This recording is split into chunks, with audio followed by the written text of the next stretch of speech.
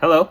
So we only have 2 more weeks left, and it's going to be this week and next week. And I'm just really grateful to be uh, in this position to speak to you guys, and I hope it's been really helpful. And so today I want to talk about the topic of diversity, and it's a very idealized topic. Oftentimes we idealize diversity, right? We idealize what it must be like. I remember when I was young boy, 14 years old, teenager, I went to YWAM trip. We did Youth with the Mission, and we went to this thing called Target World, where there was like 7,000 kids from different nations all gathered together. I just remember thinking like, wow, this is like a little bit of a glimpse of heaven. So oftentimes we idealize diversity, and even when we read the Bible or even think about the Bible, we think about how they did the Bible in the book of Acts, right? I mean, how they did Christian community in the book of Acts.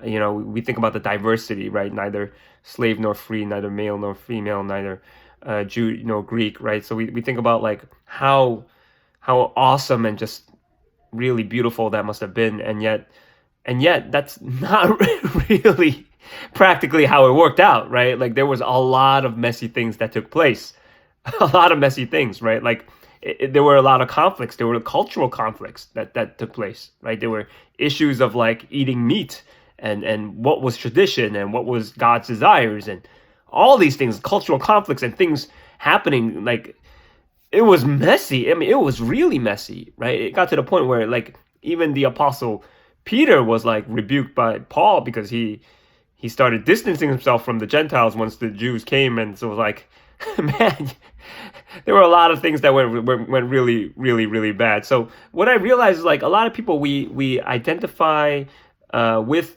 diversity. We want diversity as Christians, and like we think about it as in a very idealized sense, and then when it actually happens, it's like, man, like that's not a very easy thing for you to do, right? Like, and that's a common thing. Like even in our context, like a lot of people idealize it, but then when they actually go to communities that are diverse or churches that are diverse, like they have no idea what to do. Like they're terrified, petrified, mortified. Like they don't know what to do, right? They're like, oh my gosh, like they because it's like it's this feeling of like, wow, this is like new, this is like unfamiliar, right? And that scares a lot of us. Inside of us, there's like this longing for home, right? Like a place of familiarity, and like just the fact that like there may be people who are different than you, who might think different than you, that might look different than you, like that might be a scary thing for people. So it's really interesting in that sense. It's like we as Christians, we know that diversity is a good thing. We know that God calls us to diversity.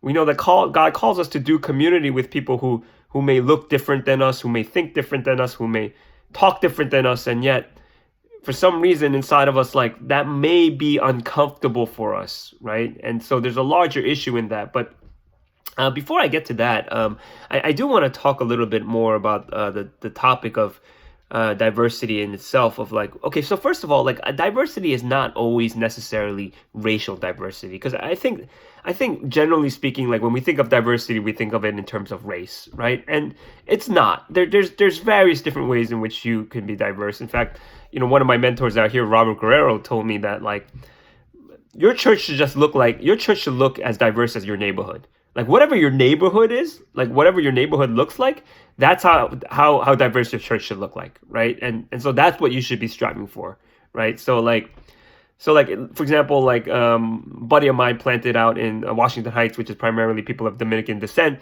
and so it would be people from Dominican descent, right? But there's various ways in which that you can have diversity within that context, right? To have, for example, intergenerational diversity within the age groups, right? Even socioeconomic diversity. So there's various different ways you could do it, even within specific contexts. Nevertheless, we're called to get out of our comfort zone as children of God and reach those who are different than us, because that's what the church is for. It's a mission field for us to reach those who are different than us. And if we can't do it, even within Christians, like how are we expecting to go and reach the unreached? And that's one of the things that like non-believers have a hard time believing, is like there's this notion of like the fact that we call ourselves Christians and yet we can't even get along with each other. Like we have so much disagreements amongst each other, right? And so like we can't even do church with people who look different than us, who talk different than us. Like, that's what unbelievers find like unbelievable. And when we are able to do it, like when you see people coming together who like should not be coming together or normally don't come together, like that's when they see the beauty in it. Like, do you see that? Like, that's when they see the beauty in it, because they realize that we have a commonality that transcends race, transcends gender, transcends age. This commonality is Jesus. If we have Jesus in common, we truly have everything in common, right? And that's what we need to show, and that's the reason why we need to strive for diversity, right? In fact, Martin Luther King, once said that like Sunday mornings in America is the most segregated time, right? And that's a sad statement for him to say. But research by the organization Lifeway shows that not much has changed. In fact, not much has changed.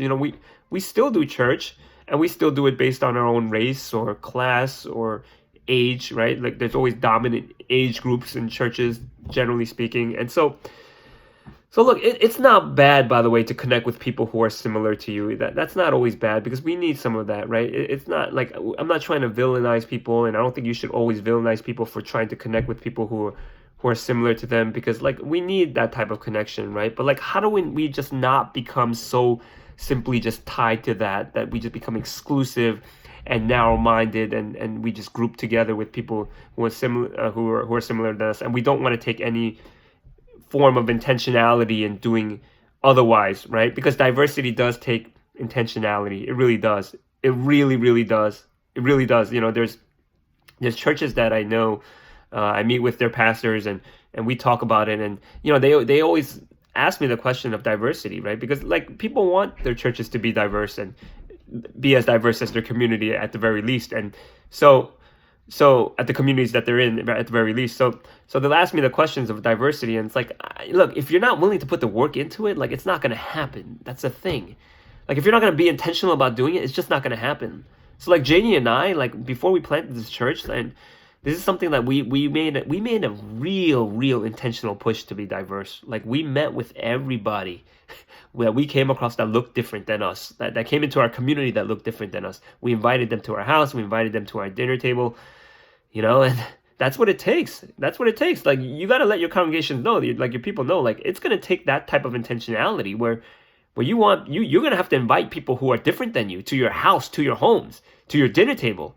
As Brian Laritz once said, he pastor out in California, he said, like, your church is only going to be as diverse as those who are you willing to invite to your dinner table, right, into your home. So if you're not willing to do that, man, like, as a leader, as a pastor, like, you can't expect your congregation members to do that, right? So it has to start with you as a leader, as a pastor. Now, the problem with diversity, as I mentioned before, is it's much deeper than just simply telling your congregation to do it, right? Just go out and do it, because as I mentioned, there's a lot of complex things in play out here, right? Like, human beings, like, as I mentioned before, like, we have this longing for what's familiar, longing for what's known and to be known, and like, that's why we tend to group together with whatever is familiar to us, right? And so, like, what we need to then do is, like, we need to break out of that and find peace in our identity as a child of God. Like, seriously, like, the greatest comfort that we could get in our identity is, like, not in our race, not in our age, not in our socioeconomic status, but like, child of God,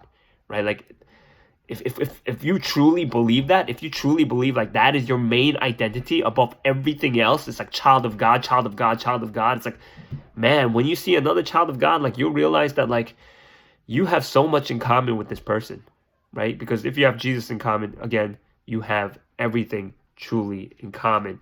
And so I want you to know that the Bible challenges us to look outside of simply our own insecurities, our own need for familiarity. Instead, we need to look to the cross. We need to look to Jesus Christ and see the identity he puts on us when he goes to that cross as a child of God. You are his precious, precious child. Never forget that. Never let the enemy tell you otherwise. You are his precious child, and you belong in the kingdom of God. You belong at that table.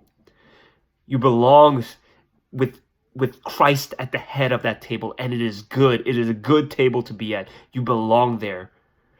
And so I want to encourage you to soak in your identity as his child, to find security in identity as his child, right? Make that first and foremost your identity, and then everything else will follow. Like with that, like your need for familiarity and all that stuff, like it's slowly not gonna be so intense because you have security as a child of God, and like so you're gonna be able to reach people who are different than you and invite them to your homes and get a church that's able to be diverse through your example. So yeah. So with that, that concludes this week, and I'll see you guys next week. Will be our final week, unfortunately. Unfortunately for me, I've really enjoyed doing this, but yeah, we'll tune in next week.